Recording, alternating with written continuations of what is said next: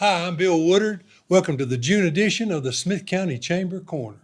We had our chamber show just a few days back, and we had the honor of having former Vice President Al Gore to speak, Al Gore Jr., and then Mayor Mason spoke, and we were really happy about having them there, and we wanted you to be able to listen to what they had to say. So they're going to be on the program. Stan Webster's with us. He's going to tell us about the upcoming fair. We're really excited about that, and we think you will enjoy this show. So, folks, without further ado. Good evening, and thank you all for being here. Tonight, we celebrate the 50th anniversary of the Smith County Chamber of Commerce.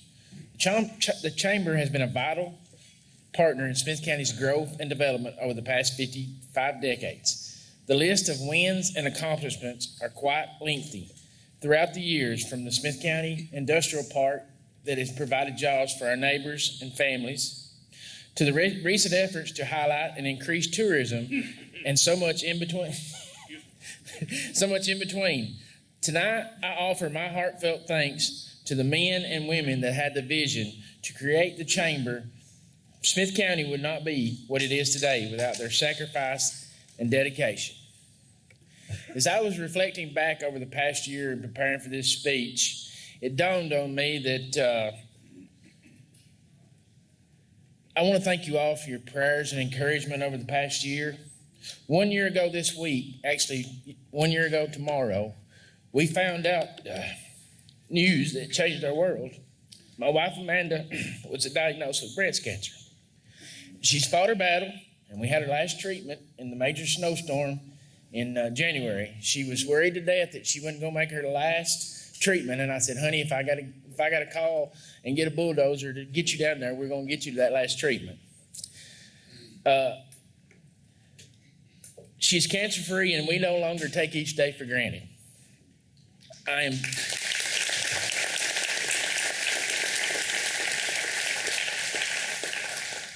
am blessed to have her, because in the past 3 weeks, I have attended 2 funerals of counterparts and their wives in Trousdale and Cumberland County. This job is hard, but it's harder on the families.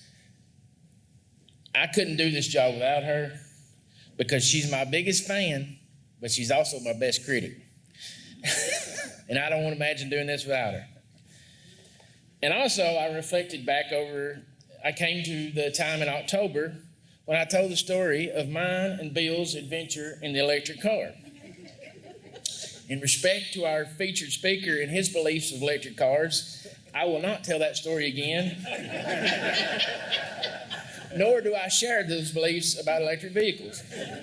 If you haven't heard the story, find me later. I'll tell it. There are several text strings that will detail the account from several people. I believe the senator actually left me in Sparta and came to Carthage that night. As I've said many times, Smith County is still what's right with the world. But we have to make sure we steward our values and our beliefs for future generations to come.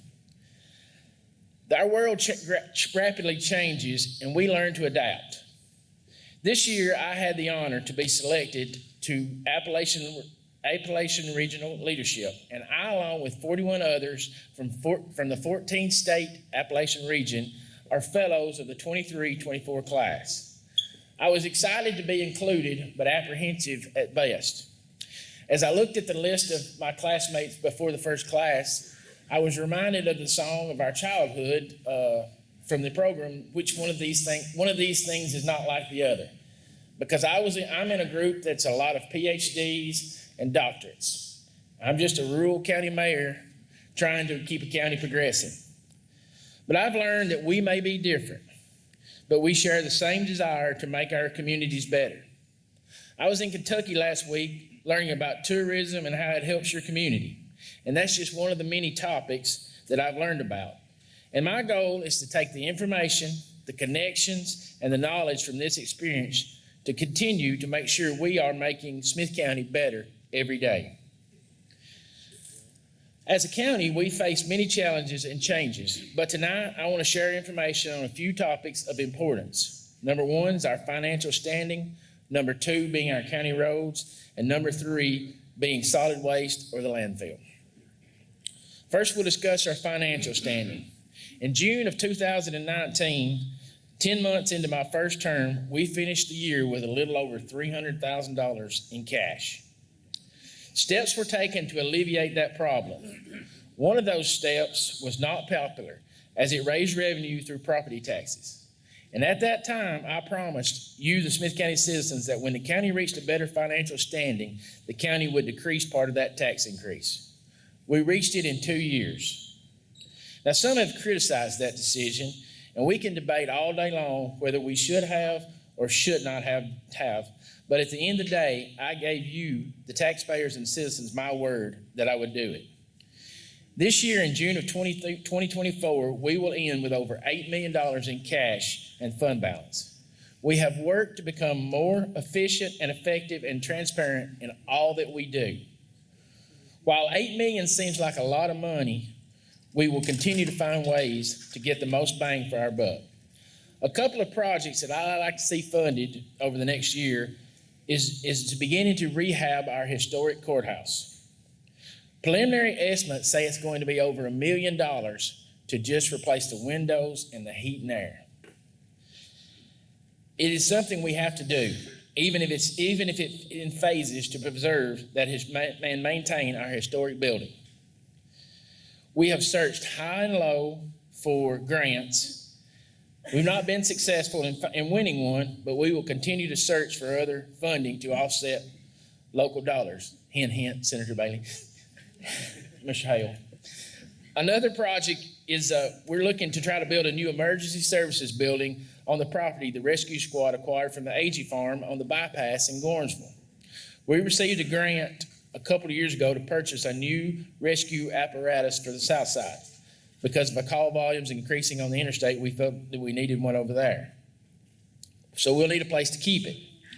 The building would also provide a space for an ambulance and its living quarters for crews, and we also intend to add space for fire. We are rapidly moving towards full-time fire as our current firemen age out and new volunteers are not filling that gap. Part of that cost we'll offset by selling the current EMS station in Gornsville. We have in the past 5 years tried to stay competitive with our wages and benefits in order to retain and recruit good employees. As you all as business owners know very well, that cost to keep and recruit has risen since the pandemic. Our financial standing is significantly improved over the past 6 years, but every day we continue to strive to be better. Now, many of you probably drove on a county road to get here tonight. And while there has been improvements, we have a long way to go. In the past 2 years, we've been able to find about $2.5 million to move over to the highway department to repair roads. But as I told Highway Superintendent Mr. Mickey Barrett in the Budget Committee the other day, I have dug up every mason jar and searched every couch cushion, and I've about found all I can find. We used our ARPA funds the first year and shuffled tax appropriations last year. I can't find another $1 million for this year.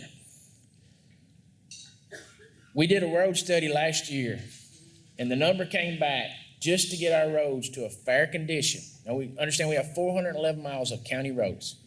Just to get them back to a fair condition was $60 million. We're in the process of starting a study on our bridges and stormwaters. I fear that's going to be just as staggering, if not more.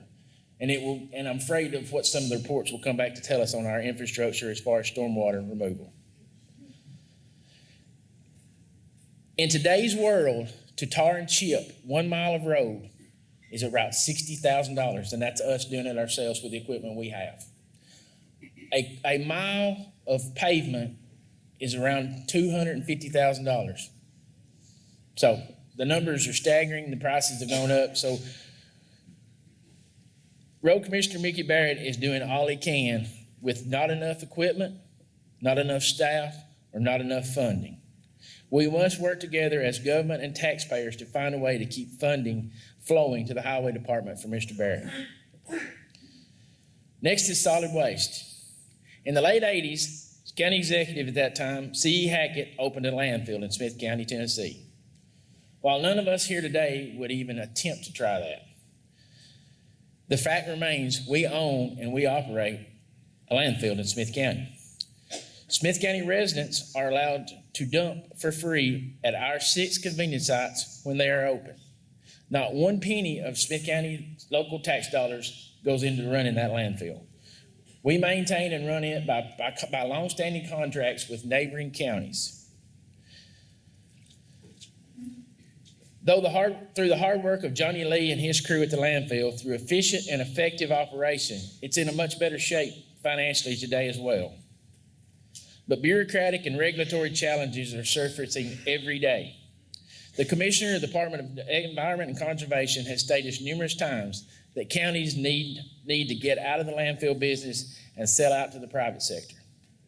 While I'm steadfast in my beliefs that the government should not compete with the private sector, I view solid waste as different. By partnering with neighboring counties, we can gain revenue, but it also keeps solid waste costs down for our neighbors in other counties and allows us to dump for free. TDEC has already forced White County to sell out, and it appears we are the next target. There may come a day when the commission does vote to sell it, but it will be because we were regulated out. Not my choice. As we continue to prove them wrong and stay in compliance, the task gets harder every day. As a mayor buddy told me the other day, the trash does not stop, no matter what's going on around you.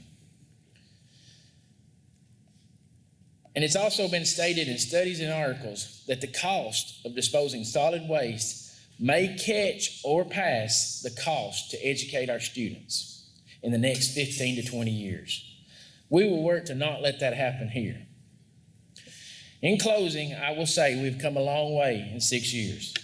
We still face many challenges, but also have numerous opportunities to maintain and improve the county for its 20,000 residents. My promise to you is to be the best steward I can for the county and your tax dollars. May God bless you, and may God bless Smith County.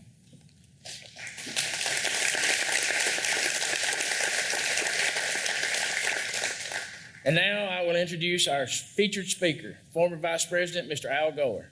Mr. Al Gore spoke at the groundbreaking and every 10-year anniversary since the establishment of the Chamber. So join me in welcoming former Vice President Al Gore.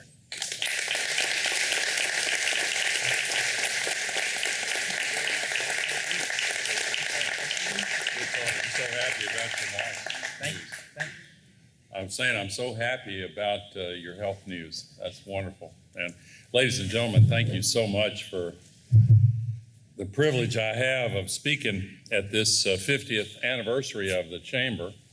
I've been looking forward to it, and I want to thank Jeff Mason for his very generous words of introduction. There's so many distinguished guests here, I'm not going to even try to acknowledge everybody, but Bill Woodard, thank you for your work as Executive Director, and to all of the board members and the officials, and Justin Malden, President of the Board of the Chamber of Commerce, and other distinguished guests. Thank you all very much to state officials and the mayors of Gordonsville and South Carthage, and council members and all the rest. Thank you very, very much. This group obviously is central to the success of Smith County, such as it has been and going forward.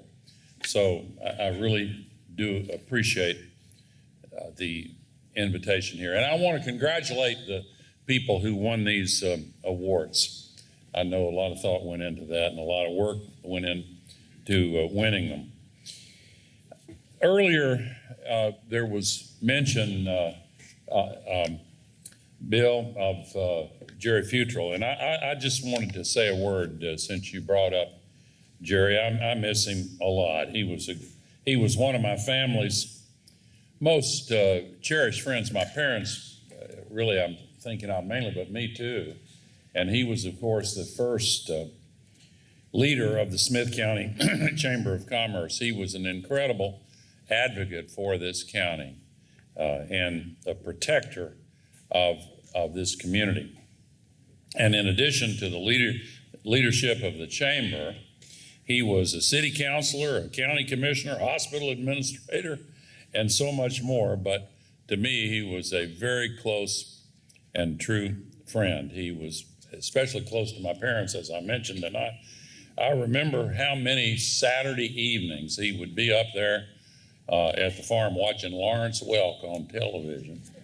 And Roberta Neal was often over, my mother's dear friend. Anyway, Jerry was really, really quite a guy. And he went to Oslo with me when they gave that award out. And Eddie West is here. I'll remember when that happened, because it really brought me down to earth to read in the Courier, Gore wins, same prize Hull won. That kept my feet right on the ground. You can't get a big head that way. But anyway, Carthage, you know, to me, and Smith County to me is just my home and my bedrock. And I spend more time here in the county now than I spend anywhere else. I have a home in Nashville. But when the pandemic started, I figured, well, you know, you're doing all these remote Zoom calls, and I can do those from the farm. And so I came out here, and I basically haven't left since then. But I still go back to Nashville, but I'm here quite a bit. And this Chamber of Commerce has built this community in important ways into the wonderful place that it is now. Not everywhere has the same sense of community. They have an anniversary for the Chamber of Commerce. They may have a dozen people show up. There are more than 200 people here this evening, and leaders of this county, leaders of businesses and organizations in this county. And when I ran for president the first time, I made a speech out there in front of the courthouse when I said Smith County is the kind of place where people know about it when you're born, they care about it when you die. And it's so much more than that to me. I won't spend too much time on that. I've spoken in the past, but people take care of one another in this county, and it just means the world to me. There's no place like it for me. And I don't, you know, I think that we've got some good times ahead of us, but there's, as always, a lot of work to do. And I was listening to your challenges, Mr. Mayor. Asphalt is expensive these days. And anyway, I'm honored to have connections with the Chamber of Commerce. And thank you for mentioning that. I've spoken at other anniversaries. And when the Chamber was first founded 50 years ago, I have a photo of that occasion. And somebody told me that that same photo is in the Chamber's office. It was the ribbon cutting, and it was in the Courier, and I asked for a copy of it. And we dedicated the Chamber's first office building. That was in 1979. And I was looking at that photo. One of the other people in that photo is Pat Geho. He's not here this evening, could not be here, but he was executive. He had your job at that time, Billy, and he remains a dear friend. And I do want to recognize all of the work that he's done on behalf of this organization and the people of Smith County. My father was a member of the Smith County Chamber of Commerce, and some of you will remember a few of his businesses. Gore Supply, my first cousin, Oliver Gore, ran that for so long ago. As a kid, I used to love to hang out there. They had fishing poles and guns and boats and motors. There not too many boats, but in the basement they had Evinrude outdoor motors for boats. And anyway, and also Cumberland Feed Mills. The late Grady Nixon was his business partner in that business. And when I was a kid, I used to ride. The men would put those sacks of feed on the hand trucks, and I'd jump on top of them, and they'd put up with me. And anyway, it was great fun to go to both of those businesses. And then later in his life, and when he and my mother were old, they ran a flea market in South Carthage, and that was quite a business. I don't want to say too much about that, but that was a good one to end on, I'll say that. And of course, the family farm. My father and mother bought that farm up on the Caney Fork in 1945 after the war, and I was born 3 years later. We lived on Fisher Avenue until I was 10 years old, and then moved up to the farm. We lived on a trailer one year when, of course, I was here in the summers and Christmas and so forth, and it was like a military family being on temporary duty in Washington, D.C. That was the way my parents explained it to my sister and me. This was home. Living in a little hotel room up there was never really anything comparable. But when they passed, I began to convert that farm, and I'm proud that Caney Fork Farms is now a member of the Chamber of Commerce, and I was happy to see its logo come up along with the others that have been up here on this screen behind me. And I've seen the central role that this chamber plays in the Smith County community firsthand over these past 50 years. You connect the people of the county to one another and build bridges to communities across Tennessee and throughout the United States. And bridges are important. I might mention our bridges here at the confluence of these two important rivers, Cumberland and the Caney Fork. Imagine for a minute if we did not have the historic Cordell Hull Bridge. And some of you will remember what happened. The new bridge was built under a program called the Bridge Replacement Program. And I was surprised to learn that one of the conditions of building the new bridge was that Carthage and Smith County had to tear down the old bridge. Well, that didn't seem right to me. And if you are in the western part of the county, it definitely doesn't seem right, wouldn't have seemed right to you. And you get the story. But anyway, I went to Senator Robert Byrd from West Virginia, who was the chairman of the Senate Appropriations Committee at that time. And these days, it's very popular to complain about what they call earmarks and elected officials getting things done for their home community and so forth. Well, I don't give a darn about that. We needed to keep that bridge, and I explained it to Senator Byrd, and he said, okay, I understand now. We're going to save your bridge. And so now it had to be repaired pretty extensively, and I had some conversations with members of the chamber back then at that time. But that Cordell Hull Bridge has connected Carthage to much of the rest of the world since 1936 and before. And so having two bridges, I think, has been important. And of course, its namesake, Cordell Hull, really, my father particularly, but my father and mother looked up to Hull so much. My grandfather, maybe I should put it this way. My father was an immigrant to Smith County. When he was 1 year old, moved from Jackson County. and they settled over near Commerce. But when my grandfather, Alan and Margie Gore, lived on Fisher Avenue, just one house up from us. But when my grandfather, Alan Gore, was a young man and a boy, a teenager, he floated logs down the Cumberland River with Cordell Hull when he was a young man. And that's where the friendship between the Gore family and the Hull family really started. And my grandfather worked a farm all his life, but my father had the opportunity, because of his father's boyhood friendship with Hull, to ask him to be a mentor to him.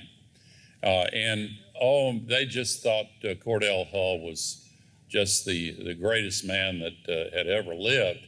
I remember the day he died. I was 7 years old in the living room of our little house on Fisher Avenue, and the newspaper headline in the Nashville paper was real big. Cordell Hull had died up in D.C., and it was really a time of grieving for my family. But in any case, I think it's important to reflect on the journey Cordell Hull made in his life, because he was born up in what they call the Star community in Pickett County, near the Kentucky line. And of course, he became a congressman from Carthage, and then briefly a senator, and then was Secretary of State for longer than any person in American history has been Secretary of State. And Franklin Roosevelt called him the father of the United Nations. And his Tennessee roots were definitely crucial to all that he accomplished in the world. And that is one of the reasons why I kind of came to feel that we ought to celebrate him more. The county does that already, but when I had an opportunity to buy his home on Main Street, I said, yeah, well, let's see if we can't fix that up and do something with it. And some of you may have seen some of the renovations underway there. And we have plans to make it an attraction for people to come to Smith County to see what's there, and boost the chamber in the process, I hope. And it'll be a while before that gets done and when it's finished, but I'm determined to do it because I think it'll be good for the county, but also it'll be a way for me to honor Hull and to honor my parents' strong feelings about him and give him more of the recognition that I think that he has deserved. And of course, what Hull did in his time was truly remarkable. I've mentioned some of the things, and I see this house as an opportunity to teach more about all the things that have gone on in this county. And I've talked with the Heritage Museum folks, and maybe it'll work out to give a more prominent home. I like where it is now, and I've take friends there a good bit, but maybe that'll find a home on Main Street in this new facility. And there's so many interesting stories that people don't really know about Smith County. Take, for example, I guess a lot of people do know this, but some of you here may not know that the very first star on the Grand Ole Opry was from Smith County, DeFord Bailey, a black man who had polio as a child.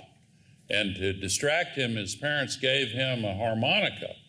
And I never heard him play, but I've heard recordings.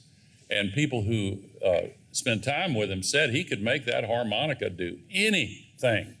And he's the one from right here in Smith County that came up with the name of the Grand Ole Opry. They had on the radio station, WSM Radio, one of the clear channels, of course, they had an opera in New York City that came on before this brand new country music show. And DeFord Bailey was the first star, and he said, well, you've heard the opera, now you're going to hear the Grand Ole Opry. And he was... He played 49 of the 52 shows in the first year of the Grand Ole Opry. And he had a 45-minute solo block on his own, just him out there on the stage. And he held the audience. And he was really quite something.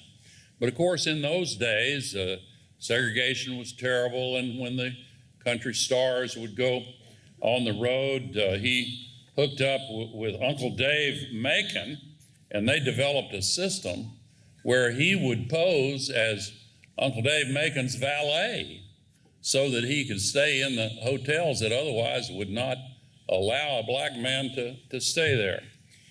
But And speaking of the Grand Ole Opry, I didn't mean to say this, but I used to tell a joke from the Grand Ole Opry, and I resurrected it the other day, and I was thinking about it driving over here, thinking about the Grand Ole Opry. When I was congressman from here, I used to do these town hall meetings all over the 25 counties of the district, the old 4th District, and I'd listen to the Grand Ole Opry on the car radio. And one night I was driving back to the farm after the last meeting, and Cousin Minnie Pearl was on the radio. And she told a joke, and I have told that all over the world. And I haven't told it in many years, but somebody asked me not long ago, how are we doing? How do you feel about what we're doing to try to fix the climate crisis?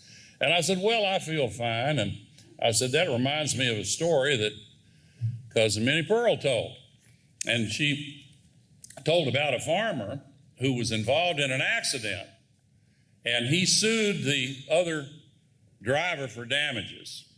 And the other driver didn't want to pay, of course, and they went to court. And the lawyer for this other driver put this farmer on the witness stand. And he said, now, isn't it true that immediately after this accident you said, I feel fine?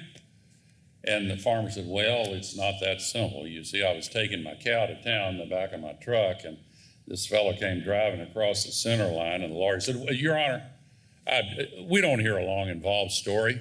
Direct the witness. Just answer the question, yes or no. Did you or did you not say immediately after the accident, I feel fine? Farmer said, well, I was leading up to that. You see, I was taking my cow to town in the back of my truck, and the fella came driving across the center line and ran right smack dab into my truck and knocked it over. And I was on one side and the cow was on the other, and the highway patrol came up and took one look at that cow and said, she is suffering, pulled out his gun and shot her right between the eyes. Came around to my side of the truck and said, how do you feel? So I said, I feel fine. And that's the way I feel about a lot of things going on in Washington and around the country these days. But we can also learn about the pioneer movement in our country by studying the history of one of Smith County's founding fathers, Captain William Walton. And he's, of course, well known for establishing the Walton Road that connected Nashville to Knoxville and was later traveled by pioneers and families moving west. And, of course, was a major component in the supply chains that made up the Civil War. Inns and hotels along that Walton Road became an essential part of the pioneer movement that swept across the state. And one of those hotels that's known to this day is the Hotel Walton. Now, I read an opinion piece by Eddie West, who's here somewhere, because he keeps us current on everything that goes on in Smith County. And you ought to give him an award sometime. You could probably get in the paper, get a picture of it. But anyway, two of my daughters work for Eddie, and I'm a big fan. But he wrote an opinion piece saying, the Walton Hotel is not the way that thing ought to be named. He said it more eloquently than I'm saying it. The original sign said Hotel Walton. He said, I just think it sounds more distinguished if you call it the Hotel Walton instead of the Walton Hotel. So we've officially changed the name back to the Hotel Walton, if that makes a difference. But it's changed hands many times, but there's always been a shared vision among the community here that the hotel can and should play some role in driving commerce in the region and having a really world-class destination boutique hotel. Boutique means there are not many rooms in it, 13 or 14. It can be a recruiting tool to get businesses to come and take a look here. Can be a place where people want to stay, maybe if they want to go to the Cordell Hull Museum, whenever that gets going. And so that is my reason for renovating it. And as some of you know, I'm in the process of revitalizing it, refurbishing it now. I'm sorry for the inconvenience for some of the folks on Main Street. I see some heads nodding there, but the windows had to all be replaced, and so we really had to do this. And it won't take very long. It'll be done fairly soon. And I want to say thank you to all of the businesses on Main Street, seriously, for your patience and understanding with these renovations, and we're doing our very best to minimize any disruption. I will share more news in the future about the hotel. We're still in the process now, but I think it's going to be I'm hoping it'll be a very welcome and fine addition to Main Street, and I hope that it will help bring more commerce to our county. I want to conclude by looking toward the future. There's certainly no shortage of challenges facing small communities like ours, from inflation and the rising cost of living to the high interest rates. We were talking at dinner about the cost of homes now, and my goodness, what a big increase there's been. So many renters moving into Smith County now. I guess we have to say we're close enough to Nashville now that people who can't afford rent down there come and live here and commute. But anyway, I know what that's like. I lived here when I commuted to Nashville before I ran for Congress the first time back in 1976. But there is also no shortage of opportunities for Smith County and for our region. And I think we can look forward to the future with a lot of hope and a lot of optimism. Take, for example, Smith County's very rich history of agriculture and family farming. How can we help farmers in our region gain access to the tools and the networks and the investments that will help ensure that they're sustainable for generations to come? That's one of the things that I'm trying to do at Caney Fork Farms up just this side of the Caney Fork on the way to Elmwood. And about 10 years ago, I started converting it to what they call regenerative agriculture. It's a fancy term that really describes a lot of practices that my grandfather used back when he moved here so long ago. And all of our grandparents used to use crop rotation and cover crops and all of these techniques. They've been spiffed up a little bit. Part of the problem, when I learned lessons on the farm that I live on now, my father was a great teacher. He and my mother were part of the generation that were really motivated to stop soil erosion. Of course, the Dust Bowl and all of the harm that came back in those days. When the John Deere tractor first was put into wide use, people didn't realize that just plowing everything up made the soil very vulnerable to erosion, wind erosion and water erosion. And of course, the Dust Bowl directly resulted from that. And so he taught me how to stop gullies and so forth. And one time he said, "Son, I was about 6 years old. We're gonna go find the most fertile soil on this farm." And of course, he had it all planned out, and we went to different places and finally got to the place that had the best soil. It was in the river bottom. And I held it in my hand, and it was black and moist. And I'm embarrassed it took me another 50 years to understand why it was black. That's the carbon in the soil. And it was moist because when the soil is enriched with carbon, that supports all the life forms, the fungi and the little critters and all of that. That's really the magic of agriculture. It's not just pouring chemicals into the dirt and planting seeds and hoping. I mean, of course, there have been people that have farmed that way. But now there is a big movement to try to put carbon back in the soil to make it more resilient. Always keep roots in the soil. put trees in the pastures. That would have been, my father would never have gone along with that, but that's now one of the ways to do it. And rotational grazing. In the growing season, we move our livestock every day or two, and they just do the grass tops, and they don't hard pack it down to where it's a hard pack. And these techniques are actually getting to be really important and popular around the country, and I'm hoping around the world. And in any case, Asher Wright is my farm director, and he and the team that we have up there are working hard to show the benefits of this new kind of farming, which is kind of an old, much of it is old, as I've said.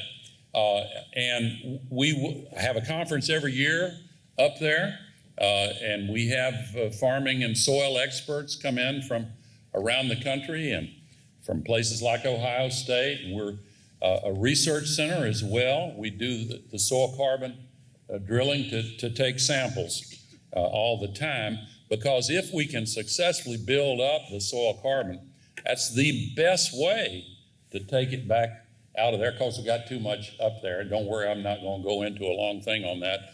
But have you noticed the weather's been getting kind of funny? Yeah.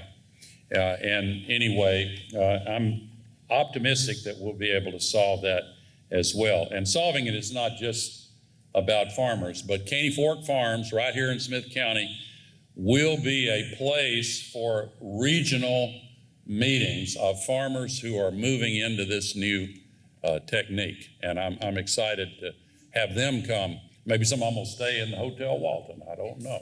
But, anyway. So in that spirit, I would just like to say I'm proud to do my part as well as I can in strengthening this community, building the strength of Smith County. I congratulate the Chamber on 50 years of conscious and meaningful investment in the people and the businesses of Smith County. Through your work, you are not only enhancing economic development and helping to provide good jobs, you're bringing innovation and opportunity to our region. I'm proud to be a member of the Chamber. I'm proud to be a business owner here in Smith County, and I look forward to working with the Chamber for many years to come. Thank you very much. Well, we're so lucky to have Mr. Stan Webster with us here today. He's going to talk about our fair, and since we're kind of short for time, I'm just going to turn it over to him, and he's going to give me instructions on what I need to do. Okay, thank you, Bill. This will be our 18th fair on the river, and the first thing I want to show you is our fair program. Everything you need to know about the fair is in this program. And if you'll notice the cover this year, the Courier does the programs for us. And in fact, last year, our fair program placed second at the Tennessee Association of Fairs annual convention in January. And by the way, this cap that I've got on placed first. So anyway, the fair program this year, they did a contest through the arts department, the county school system, and they got different kids to draw pictures to be on the cover of the program. Well, Miss Cadence Poindexter, and I think that's one of Digger's grandkids, I'm not for sure. Okay, it is. She won, and this is her picture on the program. If there's anything that you need to know about the fair, it's in the program, or you can listen to 104.1 The Ranch with Dennis and Jim, or go to our Facebook page or to our website. I want to tell you about the new things we're having at the fair this year. On Monday night during the Kids Olympics, we're going to have a kid pedal tractor pull. This is pretty neat. They have tractors, they have a sled, and the kids get out there and they pedal and see who can pull the sled the farthest. It's just like a big tractor or truck pull, and except it's with a pedal tractor. Also, we're having an essay contest. This is America's 250th anniversary. The Tennessee Association of Fairs and the Tennessee Sons of American Revolution are doing a contest at each fair.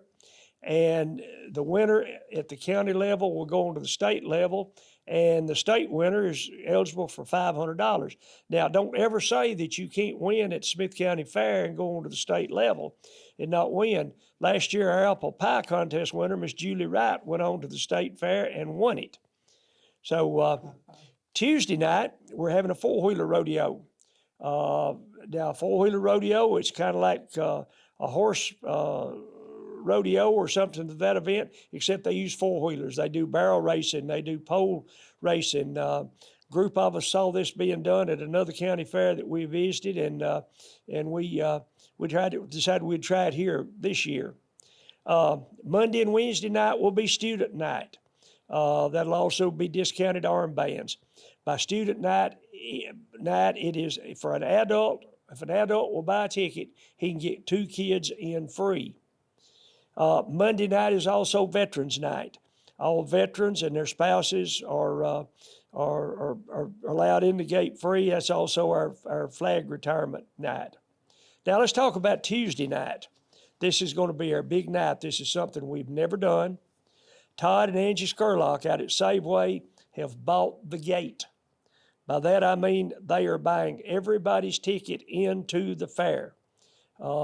There will be no gate charge Tuesday night, and you will get a ticket for our cash giveaway. We're giving the money away. Citizens Bank is giving the money away Monday and Wednesday nights. It's $500. Tuesday, Thursday, Friday, and Saturday, it's $250. Now, I'm going to tell you a few changes that we're making to fair this year. Number one, the cash giveaway will not be held until 10 o'clock. That allows the arena events and some other things to be completed. And don't worry, the buses are going to be running, so you'll have ample time to get back to your car. Also, there will be no fireworks at this year's fair. Our provider could not do it on the 4th of July. They could not do it on Saturday night. And plus, they were going to go up on us. And we talked to the sponsors that had been sponsoring it so gracefully for the last 17 years, and they said, we'll still give you the money, put it where you think it would be best placed. You'll also, if everything goes right, there'll be a new pavilion over by the Horseshoe Pit. Catisa Farms has stepped up, and they are the lead sponsor for this new pavilion. And not only can it be used during the fair, but it can be used anytime during the year, and you have restrooms right there at the arena. We have a new website. It's a work in progress. It's just about everything up and running. And as I said, if it's not in the program, it's on the website or it's on Facebook. We have a new Facebook operator who is really taking our Facebook to the next level, Mr. Rusty Gentry. Now, with all that being said, our gate is still $5. For that $5, there are 3 stage acts each night, 3 different stages going on. There are motor events, 6 nights. There are livestock shows, 7 nights. We have 14 different acts on the 3 different stages, 10 plus craftspeople in the Pioneer Village, plus the lady that has the fainting goats and 2 or 3 others. Now, our fair future is our junior fair board. Miss Amanda Hicks helped us get a junior fair board going a few years back. Miss Abby Malone is the president of that now.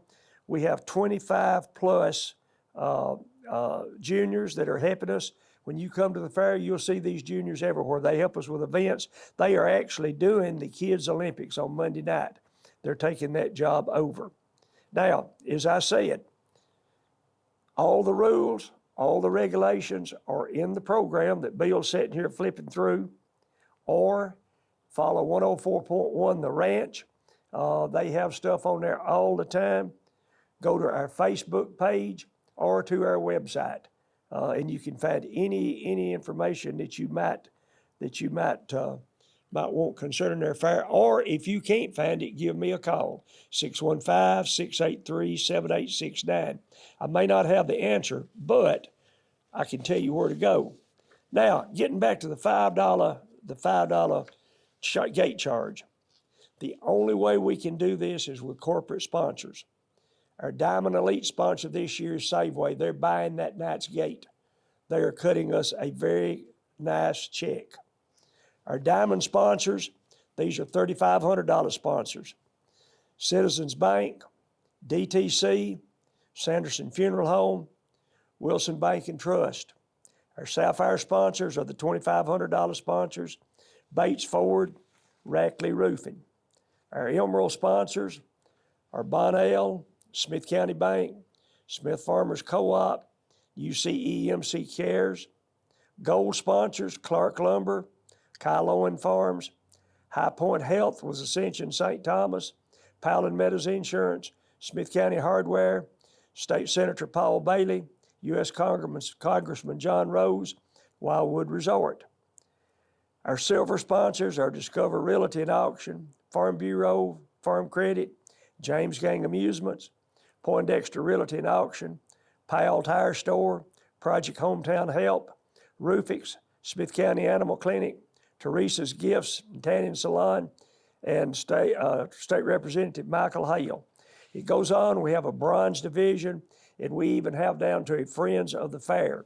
If you would be interested in being one of these sponsors or helping us as a sponsor, if you'll give myself or any of the board members a call, we'll tell you there are perks that goes with each level of these sponsorships. But we would not be able to do what we do and only charge a $5 gate if we didn't have these corporate sponsors. We invite you to come out July the 1st through the 6th and be entertained. Our food court is second to none. Absolutely. Well, it's a wonderful fair, and thank you for allowing us to be involved. Stan, I guess we'll move on. We're going to introduce Mr. Gabe Harville. Tennessee is home to some incredible animals. Some, like the white-tailed deer, red-tailed hawk, and eastern gray squirrel, are fairly common. Still others are secretive, hiding in the shadows just out of our view. But for one of these creatures specifically, sightings in East and Middle Tennessee have brought it back into the spotlight. Do you know who I'm talking about? Black bears. In this month's episode of In the Wild, I'll be describing the obscure, fascinating lives of a creature we must soon learn to live with. American black bears are the largest carnivore in the state. They are game animals that primarily use mature deciduous or mixed deciduous and coniferous forest interspersed with early successional openings containing soft mast. In Tennessee, they predominantly occur in the Appalachian Mountains of the east, but also occur in smaller numbers in the Cumberland Mountains and Cumberland Plateau. The population of black bears in our state has significantly increased through management and enforcement of game laws. Black bears are one of 3 bear species in North America, along with brown bears and polar bears. They are the smallest of the 3, but mature males can stand close to 7 feet tall and weigh upwards of 600 pounds. It's worthy to note that not all black bears are black. Though many in the eastern U.S. may have a white patch on their chest, in the west, black bears can be chocolate, cinnamon, blonde, or smoke-colored. A few in the Pacific Northwest can even be solid white. Black bears are usually found in heavily wooded areas. Think Great Smoky Mountains National Park. In fact, this national park has the greatest concentration of bears in the country, with approximately 2 for every square mile. They will also use young regenerating forest stands, shrub thickets with dense brushy cover, and riparian areas. Black bears den and hibernate in hollow trees, caves, excavations, and thick mountain laurel and rhododendron thickets. Typically, their dens are lined with grass, leaves, twigs, and bark. Black bears eat a variety of food. In spring, skunk cabbage, roots, grasses, and insects are consumed. During summer and early fall, a variety of soft mast, such as serviceberry, black cherry, and pokeweed, are important. Acorns, beech nuts, hickory nuts, and walnuts help prepare bears for hibernation, as well as field corn and soybeans. Occasionally, deer fawns, fish, frogs, rodents, bird eggs, and carrion are eaten too. Black bears may also prey upon calves, lambs, and goat kids, and they are one of the few predators in Tennessee to kill wild hogs. Before I discuss breeding information, male black bears are called boars, females are called sows, and young are called cubs. In general, boar home ranges are much larger than sow ranges by a ratio of about 3 to 1. It is on these territories that mating takes place. Mating occurs between May and July, with sows typically producing a litter every other year. They give birth to a litter of 1 to 6 cubs in January or February in the winter den while they're hibernating. At birth, the cubs are blind, covered with fine gray hair, and weigh about as much as a grapefruit. Cubs open their eyes at 6 weeks and leave the den with the sow at 2 months old. Sows will continue to nurse them throughout the summer. Over the past few years, some black bears have traveled from their East Tennessee homes and moved into Middle Tennessee. Bedford County, Williamson County, Marshall County, Murray County, and Davidson County have all had bear sightings. However, there have been some sightings and some evidence of bears closer to home in the Upper Cumberland region. These trail camera pictures were taken less than a mile from my house. Here you can see a decent-sized black bear nosing around on the ground and presumably searching for its next meal. My friend captured this video not even a month ago. He was at the Macon County-Smith County line and noticed this bear in time enough to get some remarkable footage. With a few exceptions, most of the bears sighted within Middle Tennessee have been pushed out by their mothers who are ready to breed again. Consequently, they have to search for their own territories, and this could potentially bring them within our very own backyards. With the slew of sightings all across Middle Tennessee, we're getting very close to having black bears as permanent residents. With that being said, here's some steps we all can take to become bear wise and stay safe in bear country. Whether you're living in or visiting bear country, here are some tips to keep both bears and yourself safe. Tip number 1. Close off any space or opening that leads into your home, like a doggy door, because even adult black bears can squeeze into them. Tip number 2. All bears are very intelligent and can operate lever-style door handles. If possible, round door handles, or these push-button ones like we have on our front doors, are a better alternative for exterior doors. Tip number 3. Bird feeders with seed or suet are one of the most powerful attractants of bears. If black bears do move into your area, it may become necessary to take bird feeders down. Fortunately though, we've not had that problem yet. Tip number 4. Bears will venture into crawl spaces in the areas below our decks and porches because they can resemble where bears would naturally choose den sites, as you can see here. This puts wiring, insulation, and the overall architecture of our homes at risk. Securing and sealing these places up goes a long way. All bear safety rules are important, but perhaps the most notable one is never store trash, food, or pet food outside. As you can see, we keep our trash, our bird seed, and our pet food within the confines of our garage. All it takes is one incident for a bear to habituate with humans and put many people at risk. When hiking, camping, or just being outside, always stay aware of your surroundings. Give black bears a wide berth of at least 50 yards, as these creatures can be unpredictable. Though the thought of black bears moving further west may invoke mixed feelings within some people, one thing is for certain. They are interesting, majestic creatures and should be treated with respect. It's becoming especially important for people in the East and Mid-State to become bear wise, as black bears continue to expand their ranges and take back their long-lost territories.